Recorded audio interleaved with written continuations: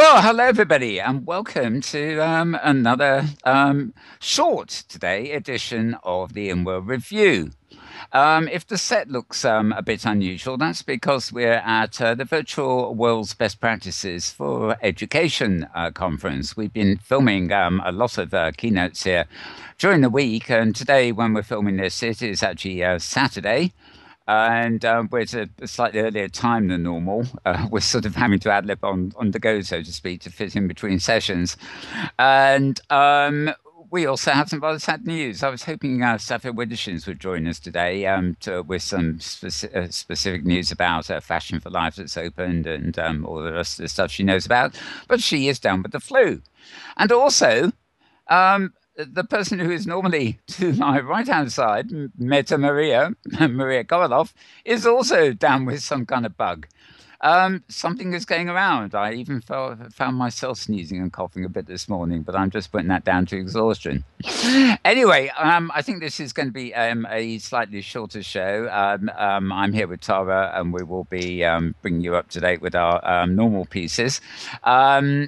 It is about 50 minutes away from the finishing of a non-profit commons session here, and I'm hoping, although not at all certain, that we might be joined by a few people when that session finishes, who will just pop in here momentarily to sort of tell us their views of the proceedings and things like that.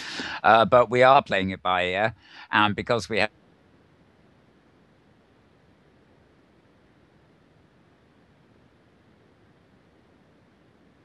I should point out that it is the 21st of March of the grand old year 2015. And I guess, 2 weeks to go before April when I'll start getting it wrong. Hey, yes, just indeed.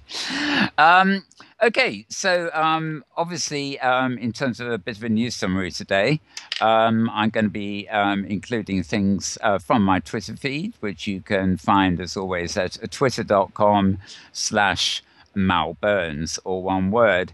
And I just provide links there to most of the things I'm going to mention here following. And in fact, looking at my feeds, most of them do concern Virtual World's best practices in education, where we are. They've been mostly summaries that have been written up about each day, and of course the video keynotes themselves. The first keynote here was by Ebbe Altberg, who's the CEO of Linden Lab, and by default, therefore, Second Life. And he actually attracted something of a big in-world audience, as you might expect, over and above the audience that is just here for the educational community, so to speak. There have been quite a few write-ups on what he's said. I'm not going to go into details unless Tara has anything specific she's picked up on. But he spoke a little bit about the new platform Lindens are working on. He spoke a bit about the state of Second Life, and he spoke a bit about education, of course, which was why he was here. And he did reveal some sort of new things on the horizon, though nothing shatteringly new, but a minor detail. We also, on Thursday, had a session on the Avacon grid out there on the hypergrid, so it is hypergrid related. And Gord Holden gave a keynote over there, and there were many sessions over there, and very well attended. Although most of the sessions have been here in Second Life. We had Jerome Franz from Vesuvius yesterday, Pamela Broviak we've had, and yes, well, quite a few, but you'll find a link to all the rough takes of the videos, at least, as they finished up on my Twitter feed. Now, moving on to other sort of news. RoadToVR.com report that the new Magic Leap video shows explosive and tantalizing concept gameplay. Magic Leap is one of these technologies that seems to be related to the VR developments going on at the moment, although it's not something as obvious as just a viewer like the Oculus Rift.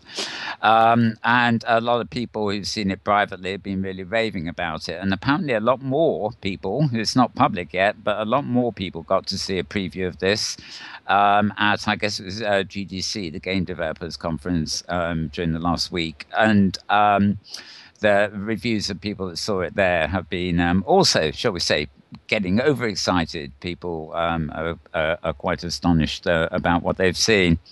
And I actually read today that William Gibson, the author, has had his first new style 3D experience and was heard to exclaim, "My goodness, they've done it!" So, fair comment, I suppose. Right, moving on. Pings from the Afterlife, or one word, .blogspot.com.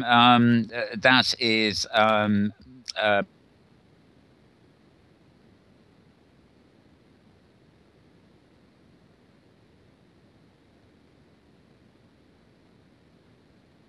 this week because I was filming here, but we can't get, the virtual world is huge and we can't get to everything we want to at the same time, much as we might hope to, but we can always replay it courtesy video. Various other posts this week: virtual reality promising but posing challenges. That was an interesting article. I don't have the direct link here. You'll have to look it up on Twitter. And also a WEVR, and again, I'm not sure what that stands for, but they've launched a $1 million virtual reality grant program. And they're offering up to $50,000 each, available to virtual reality storytellers. I think they are strictly an investment company, so they're coughing all this money up to sort of get marketable material for virtual reality. But I'm sure authors, designers, and things might well be interested in that. I'm sure if you Google WEVR, you will actually find the information on that. In the world of metaverse viewers, Cogcure, who are the people who make the Impotence viewer as well, have released a new version. It's Cogcure version 3.7.26, followed by a whole other string of numbers, but I suspect the 26 is the only important one. Justin Clark Casey at JustinCC, or one word.org, has posted a new blog about recent developments in OpenSim Dev, as he calls it. And also at the same site, he has announced that OpenSimula 0.8.1 has now been released. That was actually about 3 or 4 days ago, so I suspect that's even more recent. I think the most recent one before that was 0.8. Has been the latest, most recent one. And Maria at Hypergrid Business, of course, has actually several posts, one of which she announces that OpenSim have now passed 30,000 active users. And I have to say, this is actually, spread across a lot of grids, but with Hypergrid connectivity, you can sort of view them all as one. And 30,000, I think, was probably about the amount of users Second Life had back when I joined Second Life. So it's a pretty respectable figure all in all. And of course, that doesn't even include the what we affectionately call the dark metaverse. That's the world of OpenSim installations that aren't actually on the hypergrid because they're used by schools or research and development companies who don't want public visitors, shall we say. Mal, I think you're confusing active visitors in the hypergrid sense, or numbers there, and Second Life.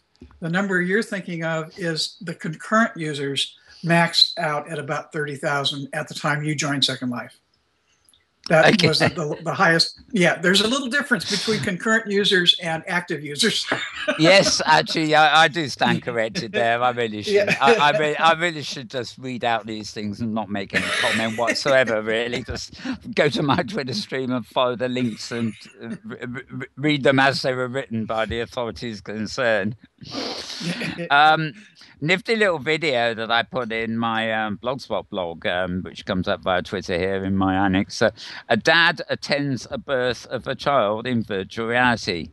This was quite remarkable. It was it's more or less a sort of real life news clip report, but apparently I think it was Samson sort of the father who of a baby that was about to be born was on the other side of Australia. They're both in Australia, the mother and him, on a job, and or rig or some type job or something you can't get away from. You're on an important shift, and Samson arranged it that they would actually take some kit over more or less and allow him to join his wife giving birth in the hospital using virtual reality. And apparently the guy just flipped. Apparently it was as real could be from his point of view. And interesting example of how to. I suppose it's good PR, isn't it, Samson? Take a regular member of the public, a nice human drama, and put VR in it just to prove the point. And they got some ready-made publicity out of that. But obviously the experience worked for the person concerned. Well, I'm Mal. I'm relieved to hear that that was an actual birth experience, and not one of yes, yeah, the countless videos of or machinima of virtual births I know. occurring at virtual birthing centers in Second Life, Yeah, which are entirely avatar based. it is that. Yeah, that is one of those curious things. It's like marriages and renewals of vows and births and all sorts of things that I get in the video feeds all week, and I never post because they're really just too indulgent and not of interest to other those involved. But for a long time, I just ignored these things and thought, oh, role play, role play. But of course, as we now know, there are actually genuine midwives and I don't know what you call them, therapists who take people through prenatal exercises, actually active in Second Life. And this goes beyond role play. It is actually serious educational preparation. It's used Yeah. realistically. Yeah. Yeah, Used as prep. but as you say, this was a real life virtual reality visit Yeah. to. Yeah. As I say, I saw the headline. I said, "Oh, that's not news." So it's nice to know that it actually was news for a very different reason. So. For a different reason, exactly. Now, over on the hypergrid, probably one of the most popular ways of getting goods on the marketplace, whether they're occasional freebies or just buying virtual goods, is through the Kitely market. And they have been very successful because they do manage to deliver goods to you whatever grid you're on. I think they can even deliver to Second Life in some convoluted way. But basically, if you want, I was about to say a prim bed. Sorry, let's say you want a prim wig that is super meshy or whatever, you can buy it at Kitely, and they can either send you one copy to your home grid, and it may have export permissions so you can travel around with it, or it may be a wig that you can only wear on the grid they send it to you on. But they have it all sorted. And the great thing this week is that Kitely Market is now available on your mobile phone. So if you're wandering around, I don't know, traveling on a tube train or a bus or an aeroplane or something, and you're bored with nothing to do, you can actually go shopping for your virtual goods using your phone, and presumably they'll be ready waiting for you in the virtual world when you finally get to your destination and log in. Anyway, that's quite nice to see. Another link at hypergridbusiness.com is that Archioscan. Right. You'll have to look this up. Another sort of CD sort of enterprise. They've launched a $10,000 Kickstarter. It's funny when I read some of these things out. I think, well, if 10,000, $10,000 is a lot of money, it would be great spare change to put in my pocket. But when I see some of these targets, I think, well, is that really going to be enough to start a project, or should they be aiming higher? But anyway, they have launched a bid for $10,000, which is not exactly a lot for them to rustle up, I would hope. As again, Maria's plugging Virtual World's Best Practices Conference, where we are now. Same again.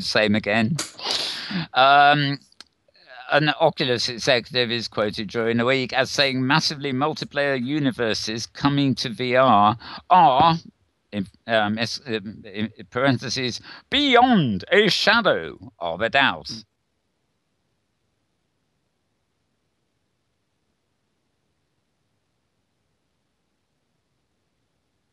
equally as much as they're pitching the idea of the future of games. Right. Another piece from Road to VR's website on an experience, shall we say, called Notes from the Forest. I haven't experienced this myself, but judging with the pictures, it looked very interesting. It's not a game. It's not precisely a virtual world. It's quite literally designed as a 3D experience using 3D technologies. And yep, okay. It looks like it looks like I've covered all my Twitter things. While Tara comes on, I'll have a brief overlook in Google Plus to see if we've got anything there. I think I mentioned this last week, but Inworlds, which is an open sim grid, although they're not on the hypergrid, will shortly be celebrating their 6th birthday. And I actually had the pleasure of talking to their CEO during the week here at Virtual World's Best Practices, actually. And there's a very good chance that she will be with us on the show next week or the week after. Not sure which as yet. So that will be exciting too. But on that note, I think I'm going to hand the mic over to Tara for her various takes on the week. So over to you, Tara. Thank you, Mel. And greetings, and may I wish everyone a happy first day of spring. Oh yes. Whatever hemisphere you're in, it is obviously spring in the southern hemisphere is the beginning of fall as far as temperatures and seasonal changes. But hope springs eternal for those on the U.S. East Coast where they've gotten hit with yet more snow today. But on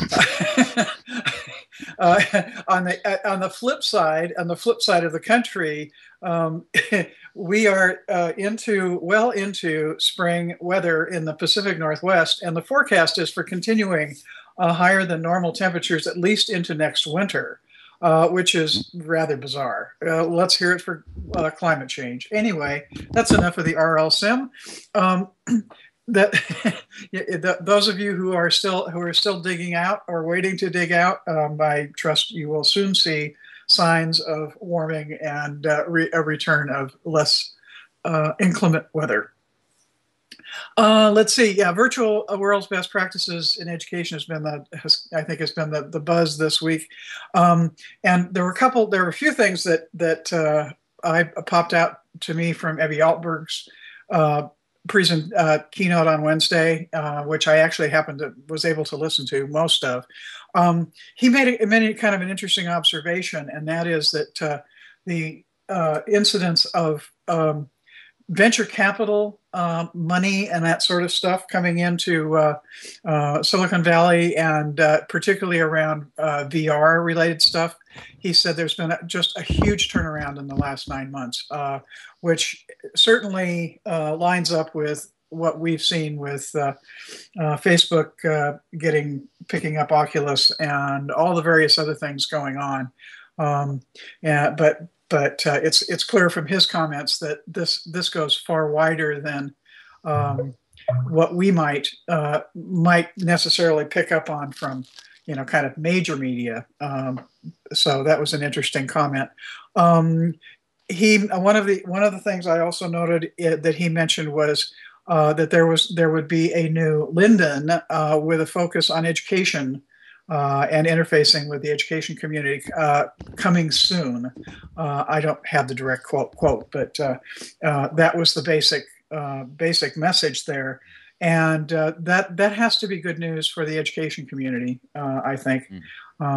And it's also, I think, reflective of one of the things that completely vanished from the Linden Lab staffing here a few years back was anybody who had anything to do with community building and any of that sort of thing. And so this definitely is yet another sign of the ways that Linden Lab under Ebby's leadership has really done an about face on connecting with its users. Anyway, there were a couple of other things. A couple other things I wanted to mention, and then I'll let you interrupt, Mel. He mentioned that the next incarnation of Second Life, which has been called Second Life version 2, and he says no, that's not what we're calling it. The early alpha is anticipated this summer.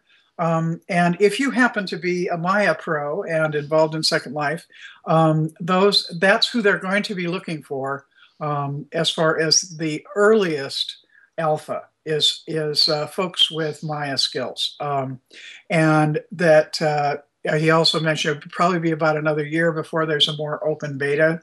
There would be a kind of a gradual bringing more people in as some pieces get in place, but don't sit on your thumbs just yet if you're hanging your ear. And the other thing that there's probably been the most buzz about as far as in the blogosphere is what exactly did Ebby say regarding lowering a tier?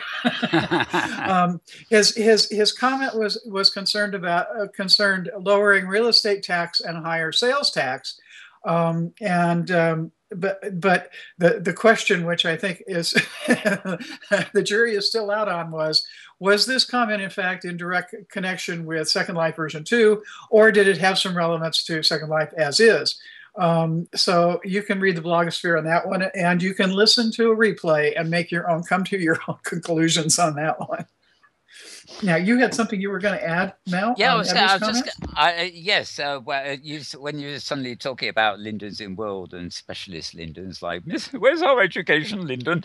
I suddenly remembered there was something that I thought was interesting by virtue of his reply. Was somebody asked him a question about are they planning to bring back mentors? I don't know whether you heard that bit. Oh yes, I heard that. Mm-hmm. And he was, well, your opinion really. He was quite, he actually raised all the problem issues they'd had with mentors and why that was probably not going to be the case. They couldn't kind of rely on their mentors or something. Oh, well, I can, after listening to him discuss that, it was kind of like this light bulb came on in my head, that I can instantly understand the issues. Because anytime you're dealing with volunteers in an online community situation, the degree to which you can actually monitor what they're doing or what their personal agendas are is very limited.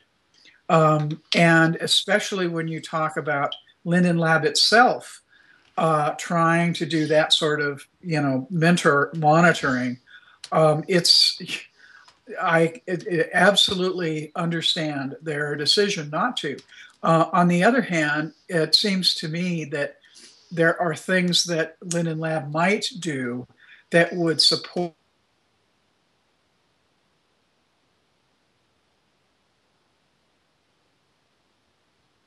Your voice for a bit second. For example, Virtual London did, and various other places. So, as a long ago community builder pre Second Life online, I absolutely understand the difficulties because I can think of many issues that I had to untangle from volunteers who went off on the deep end and run amok out there, representing your brand, as it were. So yeah, that was interesting. I would refer anybody and everyone who's interested in more details on what Ebby had to say to Inara Pay's blog for her roundup. Obviously, the full video is available online, thanks to Mal. It's at YouTube. And you'll find, as I say, other comments and other blogs, and I'll leave it to you to track those down in the kind of the major blogosphere and the various opinions. Let's see. One other interesting note from Linden Lab this week is they hosted a Women in Tech meetup at their San Francisco office, including there was a Linden on the panel, which is pretty cool. I'm really glad to hear that Linden Lab is at least in an official sort of way is actively supporting the various women in tech issues, particularly given the whole kerfluffle here recently on women tech and gaming and Gamergate and all that. So that was good. That was good, a nice little thing to see. In the Eat Your Vegetables department, if you are one of those who has an AMD video card, apparently they have released a new set of Catalyst drivers for Windows, which, according to the release notes, includes a fix intended to resolve the rigged mesh issues. If you'll find more details on that also at Inara Pay's blog. And probably also at the AMD site. So if that's been an issue for you, check it out. And check it out, particularly if you've done. There's apparently a workaround that people have been using, and apparently there's things you need to do to remove in order for the patch to work right. So read up before you do anything. Two events going on of note, getting outside the virtual world's best practices. The Skin Fair is continuing for another week. The Sims for that are Skin Fair 1 and Skin Fair 2. They are.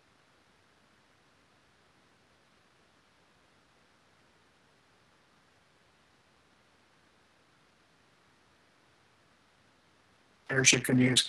Put on your minimalist avatar. They are enforcing strict script limits. Say that 3 times fast. Yes. and that's and that's a good thing for really popular events, because it does make it easier for more people to be there without completely legging out. And the other one, which just opened here an hour ago, is the Fashion for Life, opened today. And they've got 9 regions, and the regions are named after capital cities that have basically have major fashion hubs. So there's New York City, Paris, London, Los Angeles, Milan, Berlin, Tokyo, Central Park North, and Central Park South. To find the Sims, type in FFL as in fudge liquor or Fashion for Life, and you'll get the full list of the Sims there. Let's see. I think. Oh, and you've still got another week or so on this current round of the Gotcha Pavilion. But apparently, also the Fashion for Life exhibit has lots of gotchas too, if you're into that. And that's it for me. Well, thank you, Tara. Yes, indeed. Now, he says, adjusting his own camera here so that he can see himself, or at least see both of us. While Tara was talking, I did have a note from Phelan Corrimal, Kevin Phelan, and he's about to pop over here to join us. He was actually with us last week as a prelude to this conference, but of course now the whole thing's underway. In fact, it's nearly finished. So, pardon me. So, oh dear, coughing on air. Right, so we'll be hearing more about it from him shortly. Meanwhile, I've also opened up my Google Plus stream, where Google Plus is a great sort of hangout place. It seems to be the kind of Facebook, Twittery kind of place that a lot of people involved with OpenSim and the Hypergrid actually hang out. So it's well worth following. On Google Plus, there's a new community just opened up called OpenSim World, or one name. And I'm actually pressing, believe it or not, while we're talking, join community, because for some reason I missed actually pressing that button before. Basically, this is this community is a directory of hypergrid destinations, which will tell you which regions are online, how many people are on them at a given time, and I guess allow you to teleport over to those regions as required. There is also, I do know from Roddy Mackey at our own group,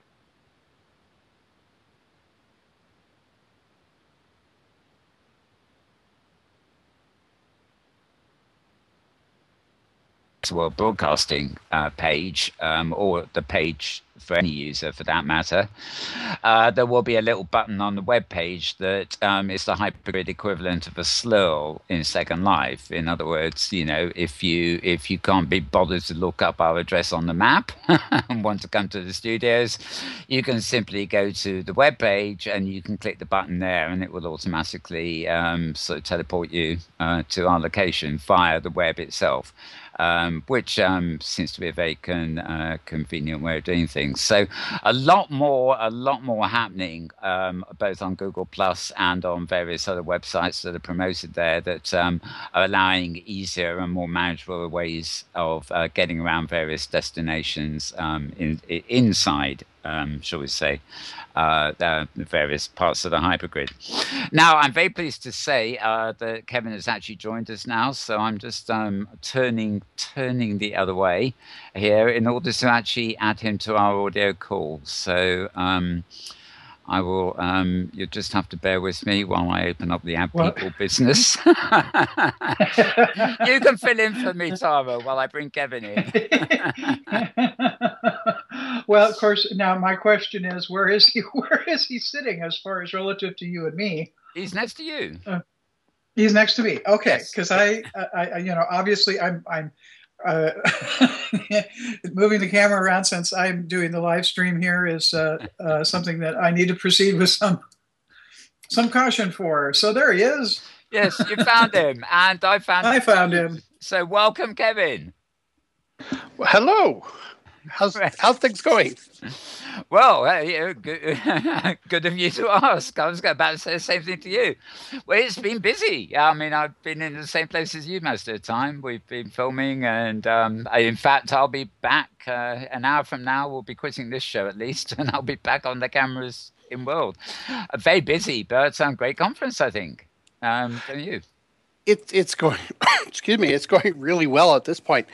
As a matter of fact, Ebby's session was. I was getting a little bit worried about it because we were getting really close to like 200, and so people. I mean, it's the largest crowd that we've had so far, and we were really pushing the limits of what the three main sims could actually accommodate. So I know at my end actually, we have somebody streaming and recording offline for you, as you know, but I always run an offline unstreamed backup as well. And I'm afraid Ebby's I just didn't get because every time I logged in, I crashed. Oh no! Oh my goodness! We've got the master recording, which is fine, but it always makes me nervous if my secret backup is not working. Oh, no kidding. Well, I tell you something. I mean, it's been really interesting because I think we were really sort of, for that particular session especially, we were really sort of pushing the limits in terms of what the regions could really accommodate. I mean, they were really getting up to the point where I'm sitting there going, I'm not sure how many more people we can actually get in here. Yeah. But then the other side to this is with Avacon's grid. Yes, yeah, that was just absolutely amazing because I mean it's and no disrespect to the groups that we tried to work with in the past, right? But I mean they just weren't set up to handle the number of people that we were expecting to come in, and I know at a certain point we were well over 50, 60 avatars at the same time, which I realize isn't quite as big as what the OSCC conference was a few months back.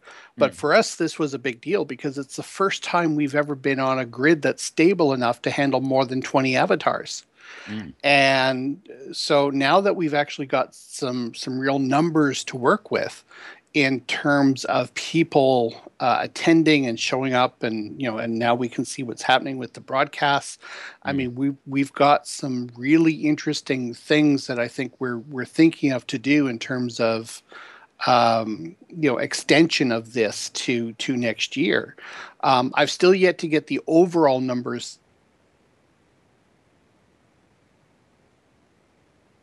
with the numbers for here. Need to get them from Avacon's grid because I know we had over 80 people register for the OpenSim component, and I know people were coming in and out all the time. Yeah, so exactly. Yeah. So while we might have had a concurrency of around, and I'm not exactly sure if the exact number of tenders actually got it, but I think it was somewhere between 60 and 70 that we had at a max period. But we've also had people coming in and out all the time. So it'll be interesting to see what the actual number is for Yeah. the number of accounts that actually landed and were part of the actual conference. And that's the big number that we're really interested in. So. Yeah, and that's quite important because there's not only the ones. I noticed that there was. I couldn't even join it because I was kind of hypergridding in. There was, there was an attendees group on Avacon, and I wasn't using my Avacon avatar, so I wasn't on it. But there were people hypergridding in and hypergridding out again, and actually people who came to Avacon and then said, "Can I hypergrid from here?" and vanished. No. So, okay. Yeah, but probably came back for what they wanted. So there was that intergrid traffic as well as the traffic at Avacon itself. So both getting all those sets of figures, I suspect was pretty good. It'll be interesting to see, because I mean one of the things that we did differently from what they did for the Open Simulator Community Conference is for that particular conference everybody had to pre-register. And so they were given temporary accounts. They were put into specific groups. You were restricted in terms of where you could go. Yeah. And it for that particular type of thing, it actually worked out really, really well in terms of the way they did it. Because they've got full control over their grid, which I wish we had the same type of control here, but apparently not. Because they've got full control over the grid, there's lots of things that they could do which actually simplify that whole registration process. And we just don't have those types of tools within Second Life. So we actually went the other way. We said, okay, we could completely do it the way they did for their conference, or we could just open it up. And so we decided, no, something, this over here in Second Life, it's completely open. Anybody can attend. We'd like you to register so that we can email you information later in terms of, the next conference and what have you. But you don't have to register. And that's the whole point. And the same thing with the Open Simulator portion is that we want it so that people don't have to register, that they can simply come in, they can show up, they can attend to the pieces that they want to attend, and all the other pieces that they miss will have available either as part of the video archive or as part of the conference journal, which is going to come out about a month and a half after the conference is done. We're planning on trying to get that out by the end of April. Right. Yeah. Consolidating everything. How did you feel? How did you feel the voice system worked in Avacon? Because rather than use the Inworld voice that VWBPE provide there, which is limited, you used a program called TeamSpeak, didn't you? Which meant that offline voice, as it were, and Inworld voice was sort of amalgamated. Did people respond to getting that software okay, and having to use an extra bit, as it were? Yeah, I think they did. We actually have a post-conference form which is up live on our website now. And little quick pitch. Anybody that fills in the post-conference form, we have a VWBPE collectible thing that we're going to be creating each year. If you fill in the post-conference survey, you get the collectible. Otherwise you don't. It's limited time. It's like it's here, it'll be gone. It'll be like the Linden Bears, right? It's like you either get it or you don't. You get it or you don't. And the only way you're going to get it is if you fill out the survey form. Now, having said that, there's a question on there where we're specifically asking about TeamSpeak, because we actually, at least from my perspective, I actually found that it seemed to work extremely well for us in that environment. We're going through Lightspeed in terms of the hosting provider. They have actually been absolutely wonderful. I mean, I basically went on to an online chat with them and said, okay, I want to bump this from 15 users to 200 users, and 10 seconds later, boom, it was done. It's done, yeah. Right? And then after the conference was done, I'm like, okay, I want to drop it from 200 to 50, boom, it was done. They were actually really wonderful in helping all of that stuff, keep that stuff set up. It was the same as Avacon Grid. It was extremely stable as we went through. The voice was extremely clear, which is great. I mean, I've had similar experience with Mumble, so I mean, we could have gone with Mumble as well. Very similar type products. The nice thing about TeamSpeak, however, is that there's a mobile app for it.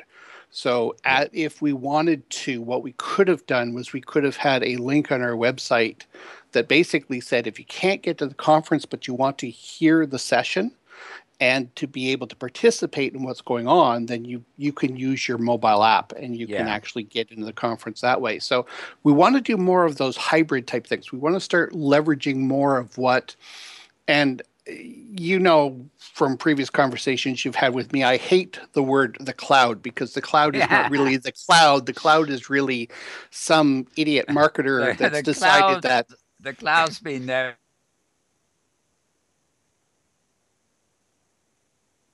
It's just a different spin.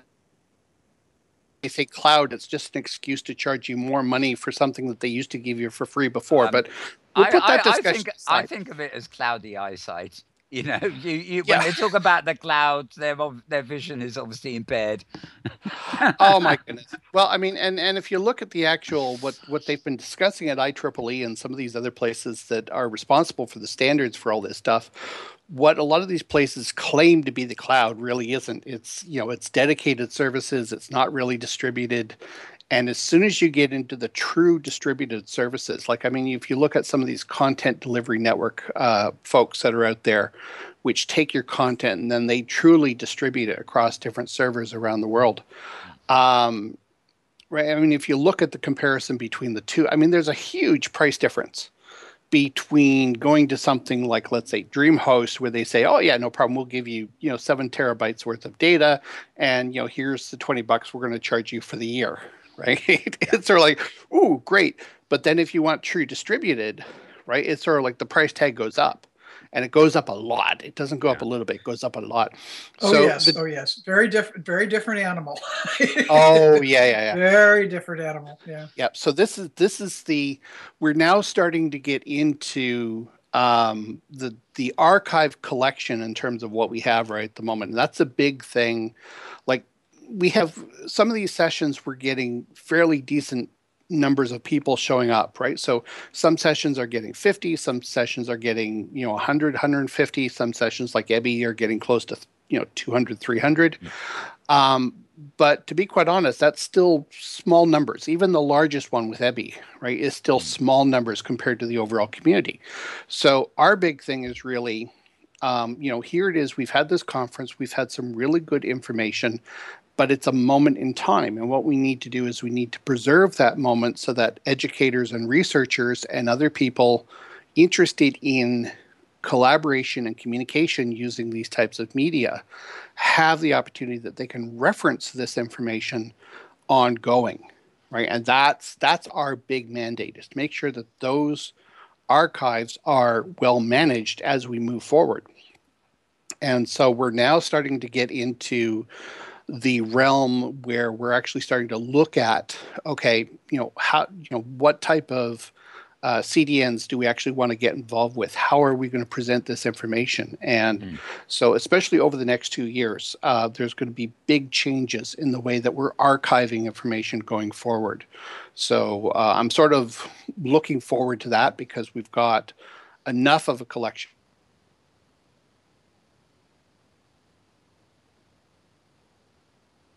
sponsor with that, because it's not cheap. If we were to, as an example, I mean, if we were to hook up to live stream on a permanent basis, I mean, we've got the standard free channels, and Mel, you and I have talked about the difference between the original and the new live stream. But I mean, if we were to go to the new live stream setup, if we were to get multiple channels on there and then turn around and say, by the way, we want to become a proper paid a paid member to this, so we could manage the archives correctly inside that media, like hook that up to a content delivery network as well, and then through that with YouTube and some of the various connections through there. You get into a lot of expense really quickly. I mean, the price point starts at like $1,500 a month and goes up from there. So it's not, some of these things that we're looking at are not exactly cheap things in order to deliver, but yet we are absolutely, totally, firmly committed to the fact that this conference was started as a community grassroots conference for the educational community, and we want to preserve the intent of that as long as we possibly can. So we're really sort of looking at how we're going to change the model a little bit, such that maybe we can get some funding all year round, rather than just for 1 month out of the year.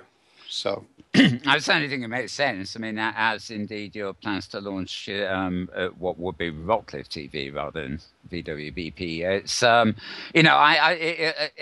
I go through video feeds all day long, and you'll come and not in the RSS feeds, but I'll be on Google Plus or Facebook or somewhere, and it's really it's quite heartening when somebody actually publishes an embed of an old video.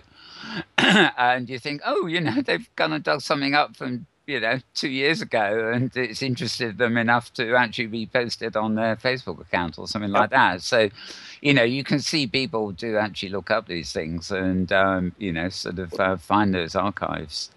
So it's great. Well, I mean, the other issue that we're going through right at the moment is that because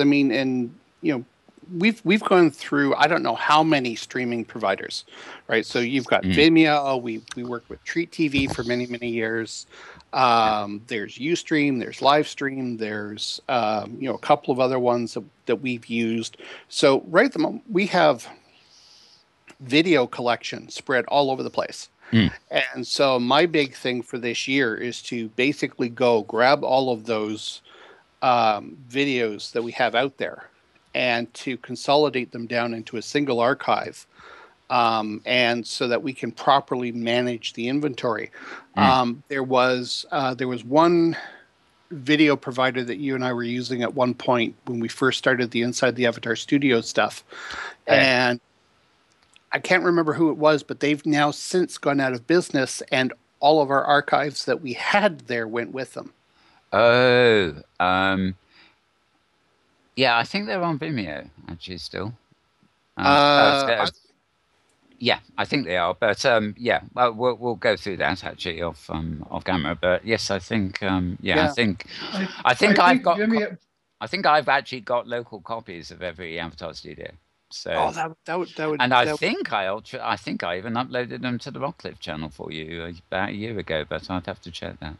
Yeah, well, I mean, and there's a lot of things that I've been finding. Like we have learned so much this conference because, we've been really fortunate that you've been available to us for almost every single one, actually dating right back to the original one that Philippe and Desi and a few other people did back in 2007. Of course, we did it jointly with Treat TV for a good few years, didn't we? Oh yeah, for a good 4 or 5 years before there was. That actually raises a question I was going to ask you. I mean, obviously, I've been coordinating your main podcast on live stream, but you also you've been having 2 other live stream channels running. We mentioned them last week. How have they been doing?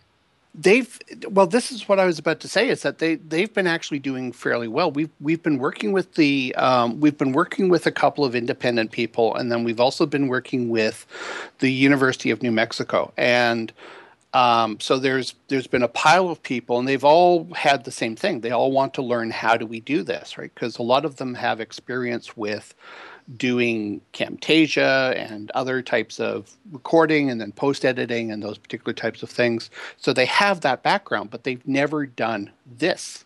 Yeah. And live broadcasting is a very different animal. Oh my God. This is I've got pages and pages and pages of stuff that we have been learning really, really quickly. As we've been going through here, and we've been making tons. I mean, if somebody ever goes and takes a look in terms of what we've got on the other 2 channels, they're going to see massive amounts of mistakes. But, something to a large extent, I've always said that, some of the best learning takes place when you don't do it right the first time, right? Failure is the path to knowledge sometimes, right? The worst thing sometimes that you can do is do it right the first time, because then you get this over sense of confidence in terms of, oh, I know how to do that. And next time. Then when everything goes wrong, you don't know how to get yourself out of the pickle. So we have had lots of learning taking place over the last couple Yeah. of Well, it's a funny world too. I mean, I actually don't have time to do it, and in fact, I keep wondering why I even download half the stuff. But I scan YouTube films for machinima and stuff about Second Life, and I won't publish anything where the interface is showing or just avatars dancing for no purpose. But sort of when I post to a blog as opposed to a TV channel, I'm a bit more flexible, about an amateurish sort of thing. The idea is to get the stuff out there. But I often think, I'll download copies of these things, and I think, well, someday I'm going to use 30 seconds of that one with 30 seconds of that one and put them together, the best pieces of these things together. Now, as it happens, I just never have time to do all these things. I think it would be wonderful to do. But you're in the same position here with like conference proceedings. You may end up with a lot of video clips on the secondary channels that in themselves don't really pass muster, but actually contain content that will be valuable to the archive, even if the whole clip isn't. Well, and this is part of what we're looking at, because I mean, one of the things that I've been wanting to do for quite some time now is to get more involved in these hybrid type experiences where maybe we're doing something live and we combine that with something from Second Life, and maybe we combine that with something through TeamSpeak going through mobile, and maybe we combine that with a Twitter feed. And so, I mean, there's options here. There's all kinds of different things in which we can, I think, really use the technology to its best advantage.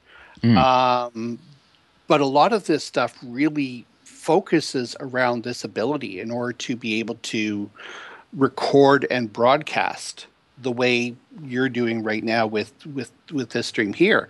And so we do want to start introducing more and more of a program in terms of doing these particular types of things, because the more people that we have available that are available to do these particular types of smaller type broadcasts and smaller type things, the greater the archive and the greater the reach that we have on a lot of these little conferences and discussions and other things that go on.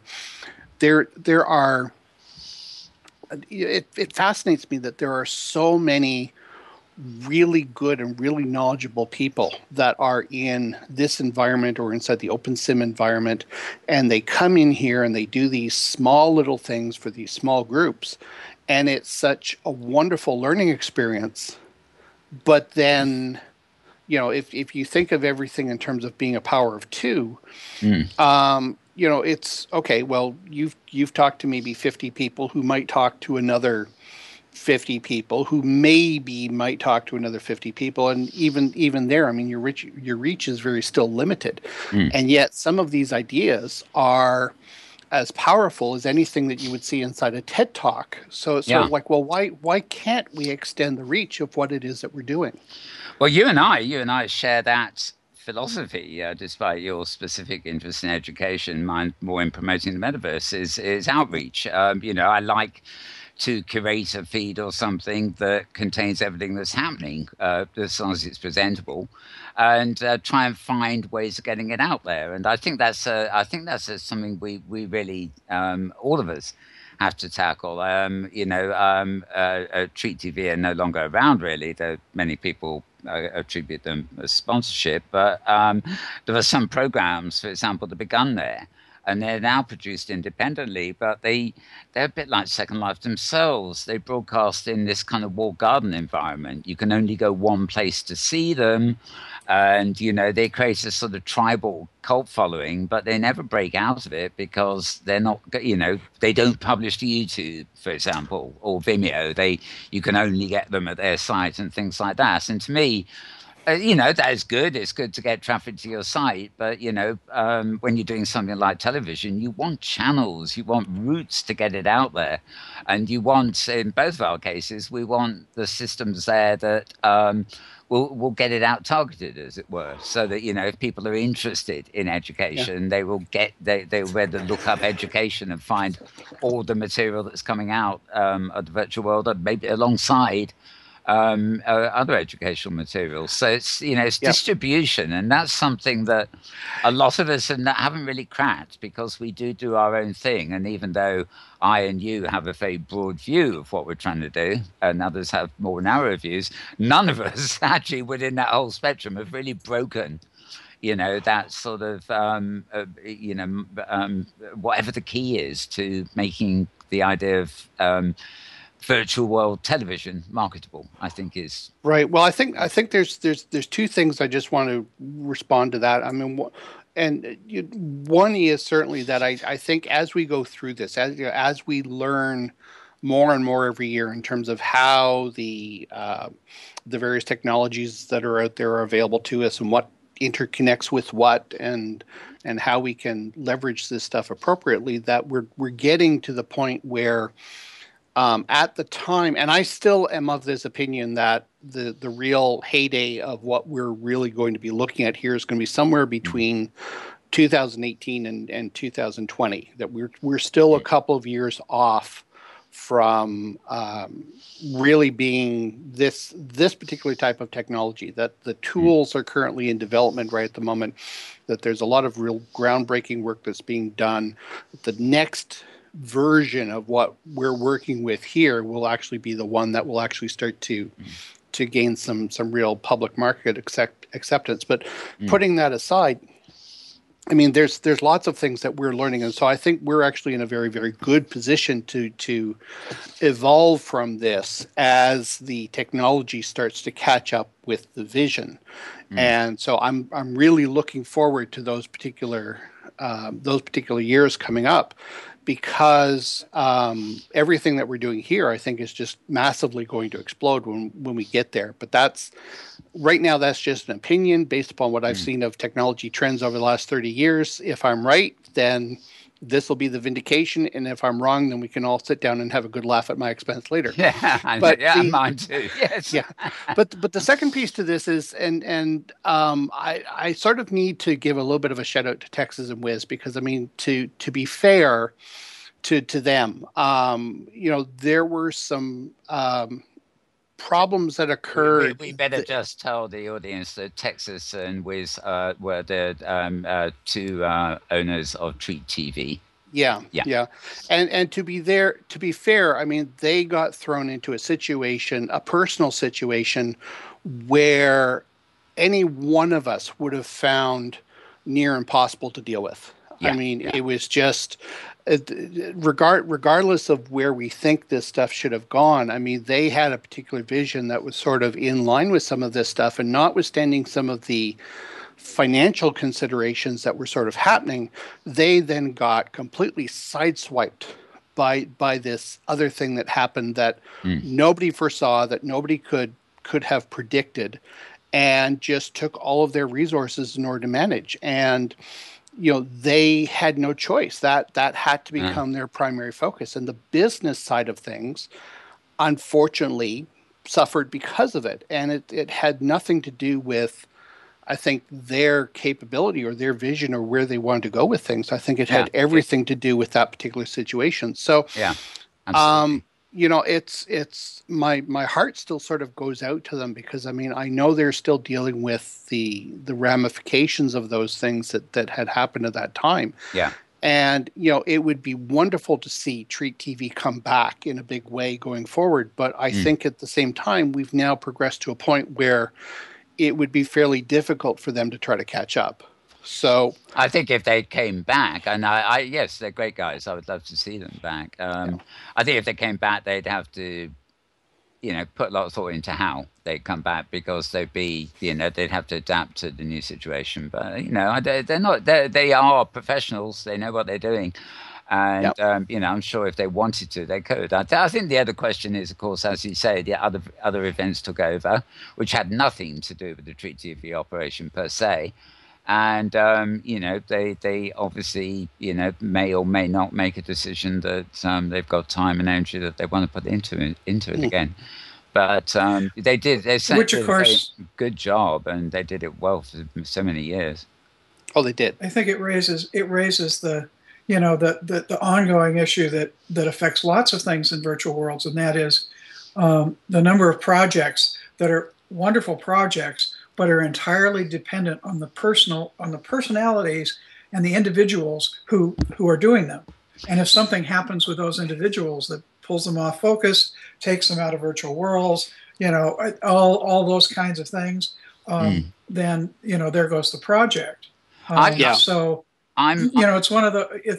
It's hard. I think it's very hard to think in terms of, legacy or leaving something, putting things in a way that you can, that somebody else can come along and pick up where you left off, or can just get at your archives. Is something I think we all have to think about a bit. If we have any kind of collections that may only exist on our respective hard drives or whatever. Yeah, just, I very much agree with this. I've always said that I'd like this show to be taken over by a new team after 10 years, for example. And we never don't know what the future holds, but the thing I think, given the state of Second Life in its early days, a few years ago, before the hypergrid and everything opened up, is that overwhelming sense of community. And I'm afraid that with the generation that I suppose that make up the demographic of Second Life now, it's moved on from that initial thing. And community is still very huge in Second Life, but it does tend to be tribalized a lot more. There's no such thing as a Second Life community anymore. There is lots of communities in Second Life. And there are also a lot of egos. I know from my experience, people will see a television station broadcasting and think, oh, I'll start one of them. And some may be absolute crap, but others may be turn out to be good. But no matter how good they are stuck in the egocentric view of the producers, as it were. I think it's very much an American way as well. Competition rules and collaboration. I'm not saying they ignore it, but it comes very secondary to competition. And I try and promote the collaboration side of it. I would like nothing better than, say, Tara and I can't make this show, and just to bring somebody else, say, hey, can you two do the show this week? Can it be sort of handed over? And what Tara said about the archives and everything else, you can't afford to be precious and keep them to myself. If I drop dead during the week, well, what is the situation with the things on my hard disk? And people can probably track down the links to everything I've got, so that's no problem. But it will just it'll just be another vanishing point. There'll be one of you said it a minute ago. You just want that thing where somebody can jump in. Rather than fight to take over something, as it were. Well, I mean, the scary thing is, I mean, everybody has this very strange concept that, what goes out on the internet stays there forever, and but yet there's example after example after example where the only thing that stays on the internet is the stuff where people are continuing to pay their bills. Because I mean, if you look at I'm going to go back several years here now, but I mean, if you tried to find anything out about WorldCom right at the moment, so WorldCom was a big, massive telecommunication company back in the 1990s, and they went bankrupt, they went bust, and they got bought out by split up. They got bought out. Everything got broken up. Do you think you can find a single article on them now in terms of anything to do with that particular company, even though it operated for decades?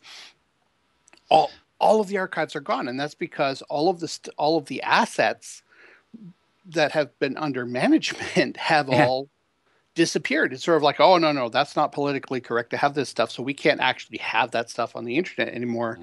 And similar thing with all these other things. I mean, if you don't pay your Dropbox account, then all your stuff on Dropbox disappears after a year. Yeah. Everything is becoming a payable service. I must say that I don't do really, since virtual worlds have come along, I never had time to touch doing a website. It's far more exciting to work in virtual reality. But I always, I actually went to Archive.org the Internet Archive and set up all my websites so that they were automatically archived by archive.org. So that if they ever disappear from the public web, carbon copies can be found at archive.org. They're not complete because pages that involved hot linking don't go there unless the hot link also gives them permission. But I've always made a point of trying to, it's the collector in me. I think I want everything to be preserved. I know things pass, but I just have this thing that it ought to be preserved somewhere. Some things should, some things shouldn't. I mean, and even the Ustream and Livestream are finding the same thing, is that they've got all these collections of, for lack of a better word, junk videos that are completely, maybe some of them are useful, but nobody's watched them. Nobody's ever watched them. Nobody's going to watch them. They're just sitting there taking up disk space that could be better used for more current things. There's a lot of things that we do in terms of Vines and Twitters and Facebook and whatever else, which have a moment in time. Yeah. And the usefulness of that information is time sensitive, right? Yeah. I mean, it's useful for maybe a day, a week, a month, maybe a year. And then after that, it's like, something, nobody cares. Yeah. And then you've got other stuff, like some of the stuff that we've got where it's sort of like, something, some of this stuff really needs to be kept around for a fair length of time because, and to be truthful, some of the stuff that we have isn't. Like some of the sessions from, 6 years ago that we recorded are now dated. Yeah. Right. And it's sort of like the information's old, it's out of date. If the information disappeared, nobody's going to care because we've got updated information that's been provided since. Yeah. But then we've got other things that were presented 5 years ago, which are as relevant today as they were the day that the original presentation was made. And somebody has to sit down and make the determination between what is important to keep and what is something which is just simply a nostalgia piece that is out there simply because somebody has an emotional attachment to that maybe is helpful, maybe not. And then you have another perspective, and that is, you can do your best job of endeavoring to manage and make decisions about what should be kept and what shouldn't. But 100 years from now, things are going to look different. And a historian wanting to do the virtual archaeological dig may find some things that we would consider to be perfectly throwaway to actually be the gems and the gems. I was just thinking the exact same thing when you came up with that, Tara. I mean, it's longevity and what is the value? I mean, did Shakespeare throw away some notes and burn them because he wasn't satisfied with them? And wouldn't you think how dearly somebody who researches Shakespeare would love to find those now, but they are gone. Slavers. What's it called? Love Slavers 1, I think is the one that everybody keeps saying was written, but nobody can find. And... Love Slavers lost, and lost it was, yes. Okay, now we're going to have to start wrapping because, as you well know, Phelan, I've got about 10 minutes before I'm due to start setting up for one of the final keynotes. So we'll be calling quits on the show. But there is one thing incidental to what we've been talking about that I have been noticing a lot of talk about in the blogosphere this week. So I'll pitch it to us now and Tara's opinion too. Twitch TV. I've noticed that Dratster Dupre and a few people have been going on Twitch TV, complete with their interfaces showing to try out this new big thing. And Twitch is actually huge. It's now been bought. I think it's Yahoo who bought it as opposed to Google. And basically you can get as an app on all these things. And it is huge, but all it's really there for, or built on, is the idea that you can watch other people playing their games. You can't interact with them per se. You can just watch them having fun in their games. Well, now, sort of. Hang on. Now, okay, obviously, that I see as an extension. I thought, whoa, why don't we put Inworld Review, for example, on Twitch TV? But what has been very obvious, and actually even Hamlet Orr has picked up on this, is that Twitch TV specifically ban Second Life. as well the platforms. And their reasoning for it is this is typical Yahoo and sort of, being strict about censorship, is that Second Life has adult material in it. Now, it doesn't mean the footage you're beaming is adult material. It doesn't mean or anything like that. It means that they look at Second Life, they see the entire grid, they see what's possible in there, and therefore they ban broadcasts from Second Life on the basis they have no control over where your camera will end up. Right. So I don't recall having seen that, because we were actually considering using Twitch TV in, separate from live stream. And if the live stream channels that we had couldn't get verified, that was actually our backup plan, was to go to Twitch. But I'm actually specifically now banned Second Life. Yeah, well, I'm wondering whether that's a Twitch TV thing or if that's a Yahoo thing, because keep in mind Yahoo just bought out Cloud Party last year. So that may be a preemptive type thing in terms of them taking, because nobody knows what they're doing with Cloud Party right at the moment. I think this. Okay, if I can interject from what I was reading a couple of weeks ago, it sounds like this ban on Second Life with Twitch has been going on for a while. I don't think it's a recent thing. But I think it's been codified by them more recently, because there's been some pushback. I have. I don't particularly approve, although I know it happens in America a lot more. I think this is one of those moral judgment things where they are saying that they want Twitch to be successful as a squeaky clean platform, and they don't want to go anywhere dangerous.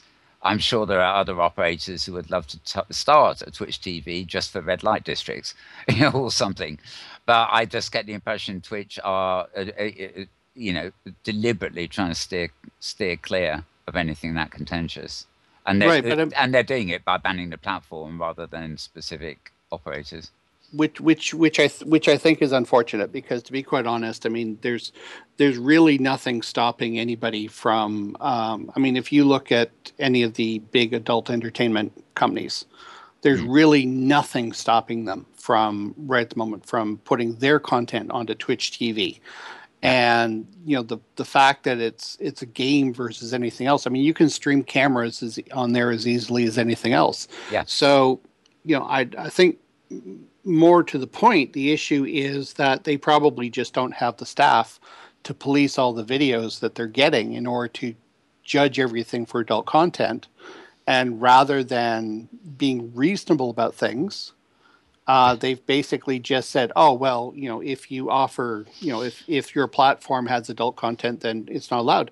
But I mean, let's take that one step further. I mean, there are tons and tons of videos that are out there for World of Warcraft where people have got questionable characters in lack of clothing that are doing various different things, and nobody is banning World of Warcraft from being put on Twitch TV. So, it's to me it sort of cuts multiple directions here.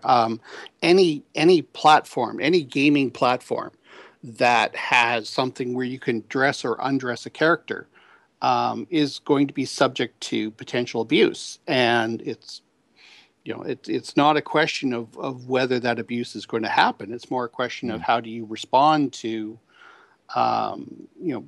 the type of content that's being uploaded to your system. I think this is also a bit like the avatar names on Facebook thing almost. I mean, you've got to manage this stuff. And, Facebook annoy me. They send me an email 3 times a day listing people I might like to friend. Oh, God, yeah. And all of them are avatars. You can tell by the pictures. and avatars aren't supposed to be on Facebook. Come on. Avatars aren't supposed to be on Facebook. No Yeah, kidding.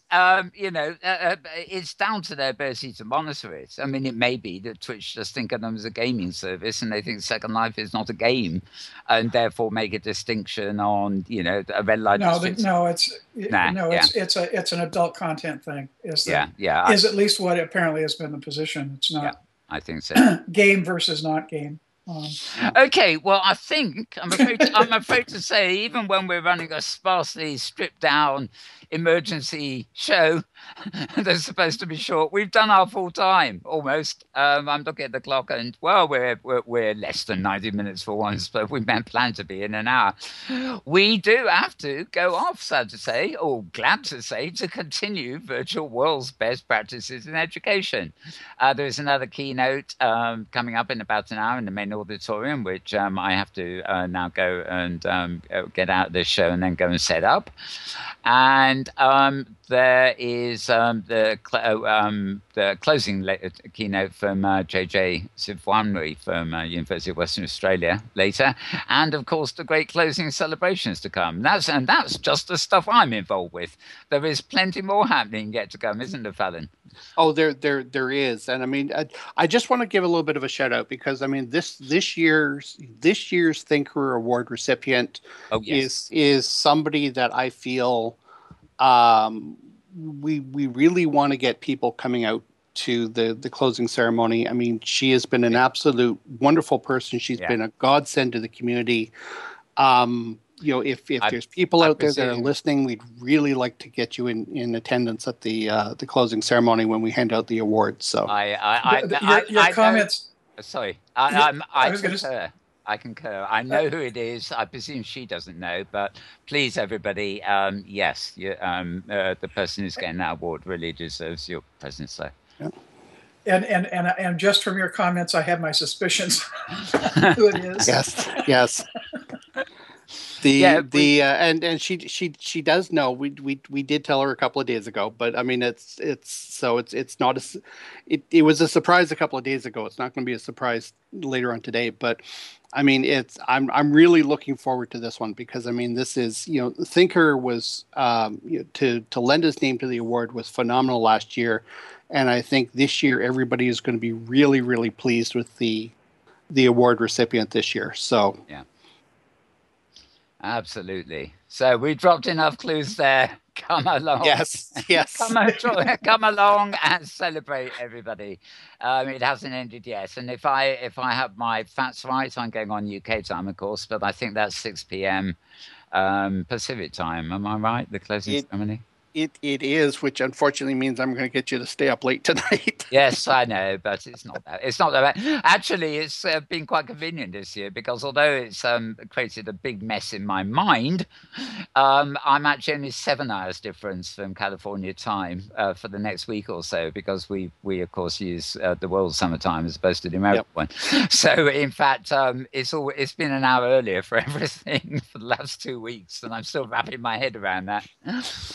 But it's not. He'll just get it figured out, and then it'll go back to 8 hours. Yeah, I know. Just when I got used to it, and blam. Okay, well, thanks very much, Kevin, for joining us. You're welcome. I wish you all the greatest success with what remains of the conference and all the plans we have for dealing with the archives and everything else afterwards. And I'm glad it's going really well. Tara, anything else before we do the rapidity? Nothing that I think of. Obviously, lots of things to do today, and lots of events to catch up on, and places to go and visit. And I may have some additional comments at a future date on the general subject of communities, because that's kind of been rattling around in my head again. But that'll be something to think about for another show. Wonderful. Okay. We'll look forward to that then. Okay. Well, that's about it for now. Um, we will probably be back at our HQ on Great Canadian Grid next week. Although I did say that yes, because we will still be March, and I am hoping we might be have somebody from Inworld with us. And on the first Saturday of the month, we will be back here in Second Live, probably at Chilbo. So that's it for now. As always, if you want links during the week for news and stuff, go to twitter.com and follow me, Mal Burns, or one word. For Second Life specific stuff, you can follow Malburns_writer, which is a separate account with destinations and events in Second Life.